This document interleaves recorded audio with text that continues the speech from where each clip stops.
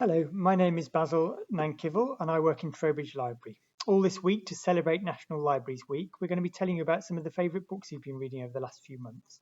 I'm going to talk about this book. It's called The Tiger's Wife by Téa Obreht, published by Wiedenfield and Nicholson. This is an amazing story, blending two stories of the narrator's grandfather, one about the tigerless wife and one about the deathless man. Um, it starts set in the aftermath of the 90s Balkan conflict in ex-Yugoslavia. The narrator, who's a medical student, is visiting an orphanage in her neighbouring country, which was on the other side during the Civil War. She's staying in a vineyard where a family are trying to find their deceased relative who was buried during the war there to give them a proper burial and lift their family curse.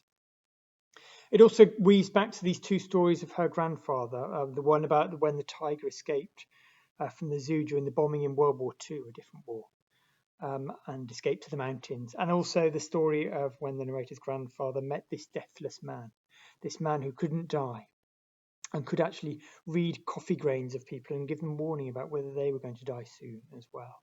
Sometimes he told them, sometimes he didn't.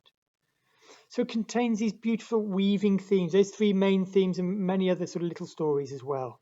Fascinating, very atmospheric. It gives you a sense of what it might have been like to be living in the former Yugoslavia 30 years ago at the end of the conflict. Not that long ago, really. Quite magic realism, a bit like Gabriel Garcia Marquez in that way.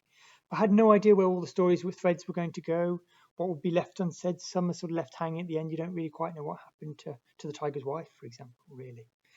But it's a fantastic read, really worth reading, transport you somewhere new, okay, which is great for reading and for fiction.